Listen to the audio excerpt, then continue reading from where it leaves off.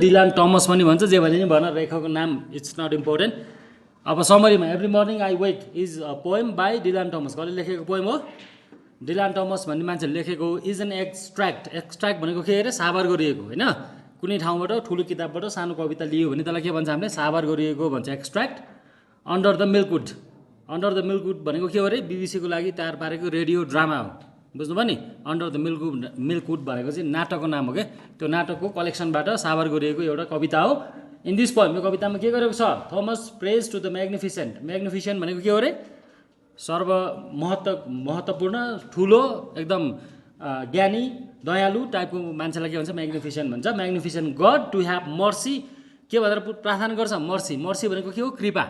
भगवान्लाई त के गर्न सक्छ? हामीले कृपा गर्न सक्छ नि, होइन हो? अरूलाई त कृपा गर्ने कुरो भएन नि। कृपा, ग्रेस, त्यसलाई के पनि भन्छ कहिलेकाहीँ? कृपालाई ग्रेस पनि भन्छौँ है। तपाईँले सुन्नुभएको छ होला, ग्रेस भन्ने शब्द सुनेको हुनुपर्छ है। GRACE, grace. Have you heard this word grace? यो त एसईमा गेस पाएर पास भएको भन्छ नि, ग्रेस। त्यसलाई खास भन्ने के हो? ग्रेस हो क्या, GRACE, ग्रेस। ग्रेस भनेको तपाईँले 35 ल्याउनुपर्छ, 30 नम्बरमा ल्याउनु भयो, अनि सरले कृपा गरेर 5 नम्बर थपेर पास बनाइदिन्छ नि, हो त्यो सरको कृपाले पास भएको भएर ग्रेस पाएर पास भएको भनेको थाहा छ नि? ग्रेस भन्ने शब्द के हो? कृपा। कसको कृपा? इक्जाममा चेक गर्ने मान्छेको कृपाले पास भएको भएपछि त्यो के भन्छ? ग्रेस भन्छ, बुझ्नुभयो? हो त्यो कृपा अथवा मर्सी। ग्रेस और मर्सी अन को माथि? अर्डिनरी इन्हेबिटेन्ट। अर्डिनरी भनेको सामान्य, इन्हेबिटेन्ट भनेको के हो? बासिन्दा।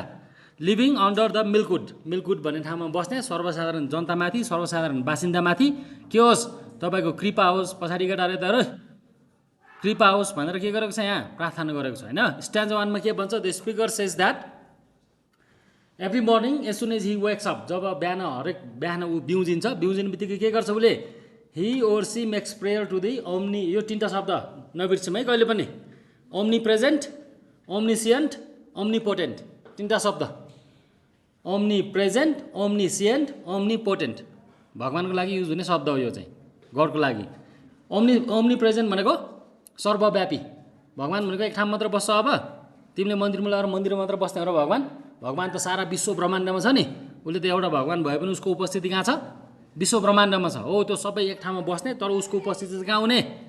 सारै ठाउँमा भएपछि त्यसलाई के भन्छ हामीले? ओम्नी प्रेजेन्ट हो, सर्वव्यापी। अनि ओम्निसेन्ट भनेको सर्वज्ञानी, सबै कुरा जानेको। म्याथ पनि जानेको, इकोनोमिक्स पनि जानेको, होइन, कम्प्युटर पनि जानेको, हो, इन्जिनियरिङ पनि जानेकोलाई के भन्छ हामीले? ओम्निसियन्ट। ओम्निपोटेन्ट भनेको के हो? सबैभन्दा शक्तिशाली के।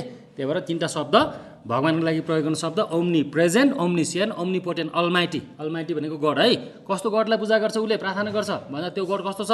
ओम्नी प्रेजेन्ट छ, ओम्निसियन्ट छ, ओम्निपोटेन्ट छ। 3टा शब्द, ओम्नी है। Present, सियन्ट, potent. अलमाइटी भनेको भगवान् हो। To keep his loving eye on all the poor creatures. के भन्छ उसले? हामी जस्तो बिचारा प्राणी, बबुरो प्राणीमाथि के राखिदिनुहोस्? तपाईँको निगाह बक्सोस्, हामीलाई के गरिदिनुहोस्? हेरिदिनुहोस् भनेर प्रार्थना गर्छ हरेक बिहान। He prays to have mercy and grace on the helpless little creature. उसले के भनेर प्रार्थना गर्छ?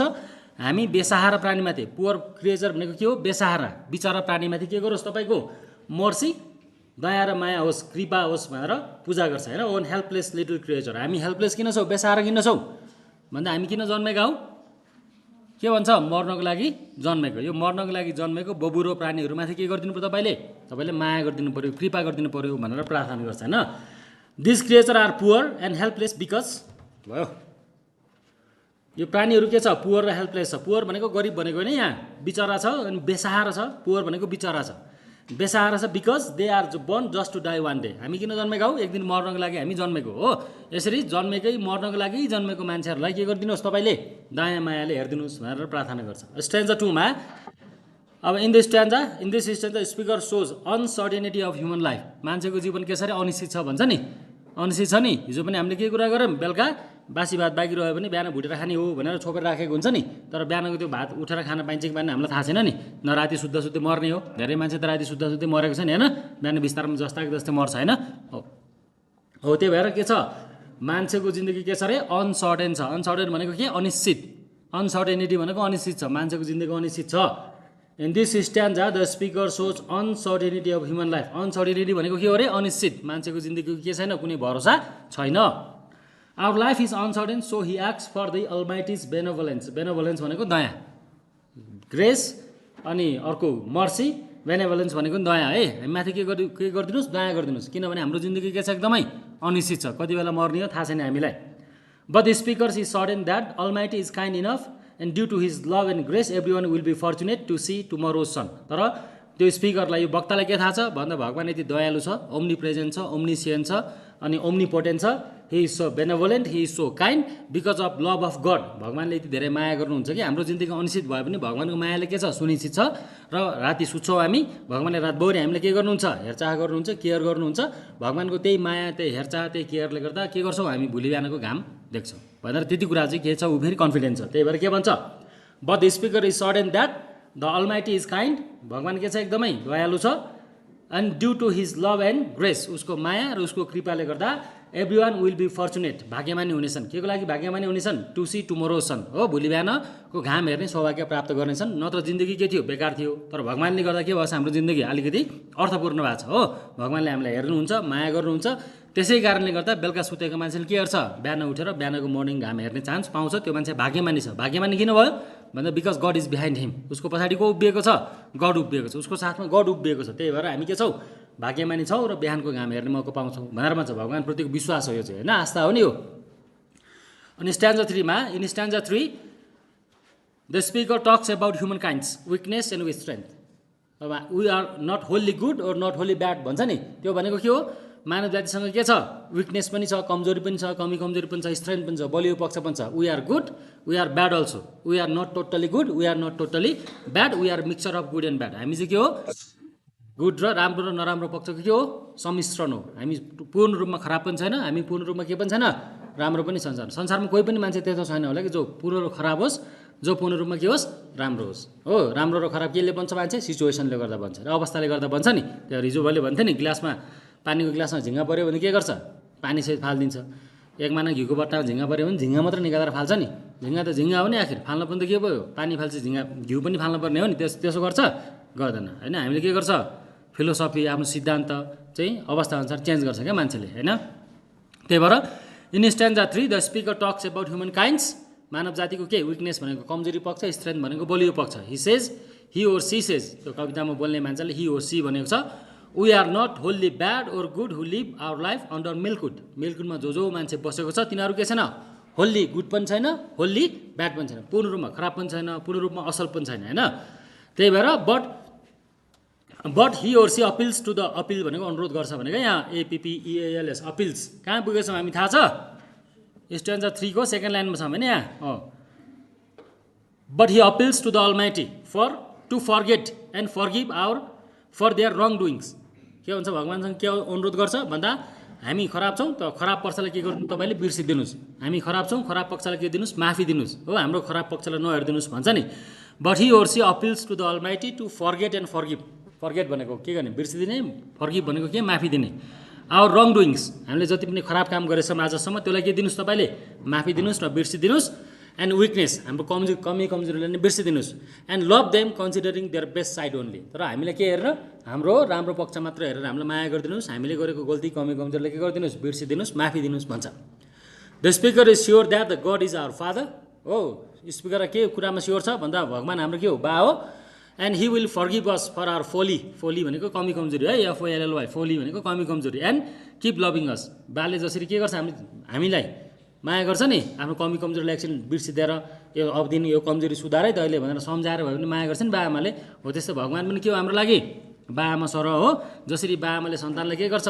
सधैँभरि माया गर्छ कमजोरीका बावजुद पनि त्यसै गरी भगवान्ले पनि के गर्छ हामीलाई कमजोरीलाई माफी दिएर कमजोरीलाई सच्याएर हामीलाई के गर्छन् माया गर्नेछन् भन्ने कुरामा सुनिश्चित छ लेखक चाहिँ होइन पोइट चाहिँ स्ट्यान्जा 4 मा in stanza 4 the speaker again makes appeal to the almighty फेरि 4थो नम्बरमा सुत्ने बेलामा गर्छ नि उसले अपिल होइन in stanza 4 the speaker again makes an appeal to the almighty at night all the people will be sleeping राति अँध्यारो भयो अँध्यारो भएपछि सुत्नु पऱ्यो नि अब all the people will be sleeping everybody wants to wake up and see the morning sun tomorrow हरेक बेलुका सुतेको मान्छेले के गर्न चाहन्छ भोलि बिहानको उज्यालो घाम हेर्न चाहन्छ त्यो चाहिँ हाम्रो के हो विस हो तर थाहा छैन हुन्छ कि हुँदैन that is why the speaker prays to the almighty for a sound night sound भनेको राम्रो हो साउन्ड भनेको आवाज होइन है यहाँ फेरि साउन्ड भनेको राम्रो के साउन्ड स्लिप भन्छ नि हामीले हो त्यो के गर्ने आज हामी सुत्छौँ राति हामी चाहिँ के गर्न पाइयोस् आरामले सुत्न पाइयोस् हाम्रो रात आरामले बितोस् द सन इज सेटिङ अब घाम पनि डुब्दैछ नि हो the sun is setting and people are saying good bye to the setting sun र डुब्दै गरेको घामलाई के भन्दैछ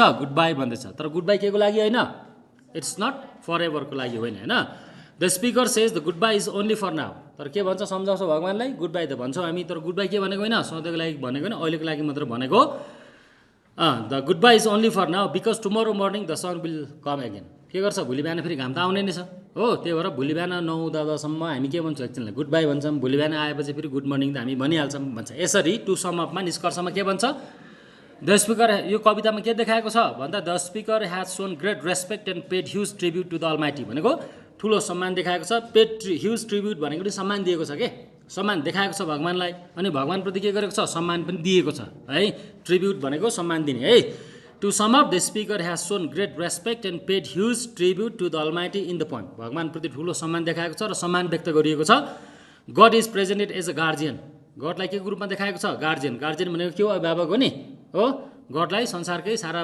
प्राणी जगतकै अभिभावकको रूपमा प्रस्तुत गरिएको छ कवितामा केयरटेकर भनेको के हेरविचार गर्ने मान्छे गडले के गर्छ हामीलाई हेरविचार गर्छ भनेर गडलाई guardian caretaker and saviour of mankind saviour भनेको के मानव जातिको उद्धारकर्ता हो मानव जातिलाई उद्धार गर्छ नि हो जिसस क्राइस्ट क्रुसमा झुन्डियो भन्छ नि त्यो के को लागि झुन्डिएको हाम्रो लागि झुन्डिएको भन्छ होइन महादेवले के गर्यो समुद्रको विष पियो भन्छ नि विष पिएर घाँटी मट्केर घाँटी निलो भएर महादेवको नाम के भन्छ हामीले नीलकण्ठेश्वर भन्छ नि नील भनेको निलो कण्ठ भनेको घाँटी निलो घाँटी भएको के गरेर भएको निलो घाँटी समुद्र मन्थन गरेर विष निकालेर हाम्रो लागि पिइदिएको भएर त्यही भएर यस अर्थमा भगवान् चाहिँ के हो अब हाम्रो लागि सेभियर हो सेभियर भनेको के जीवन बचाउनेवाला जीवन दिनेवाला त्यही भएर भगवान्लाई कस्तो रूपमा दिएको छ यहाँ लेखिएको छ भन्दा guardian caretaker and saviour of mankind हो अनि it is due to the love mercy and grace of the god the world is operating nature is renewing it self life is possible on earth र के भन्छ बाँकी कुरा भन्दा भगवान्कै कारणले it is due to love माया भगवान्को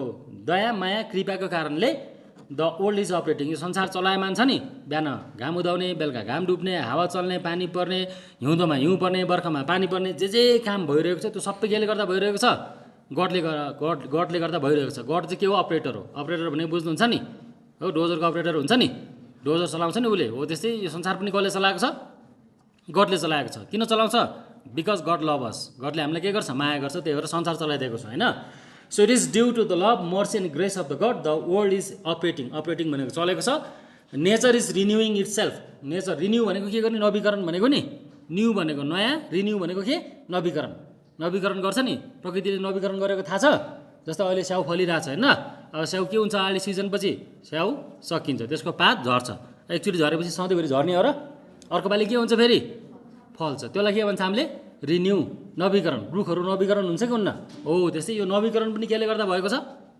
भगवान्को कारणले गर्दा भएको छ भन्छ अनि लाइफ इज पोसिबल अन अर्थ त्यो धरतीमा जीवन सम्भव किन छ भन्दा यदि भगवान् हुन्थेन भने के हुँदैन जीवन सम्भव थिएन भगवान्कै कारणले यो सबै भइरहेको छ भनेर भगवान्प्रति ठुलो सम्मान व्यक्त गरिएको छ सम्मान गरेको छ भगवान्लाई हो त्यही भएर भगवान्लाई के भनेको हामीले ओम्नी प्रेजेन्ट ओम्निसियन ओम्नी पोटेन्ट भनेको यसरी भगवान्प्रतिको ठुलो आस्था देखाएको छ कवितामा बुझ्नुभयो नि यो त सार्न सकिन्छ नि होइन अब नोटबाट नबुझेको वर्ड मिनिङ पनि सोध्ने है भदौ कति हो रे भदौ 19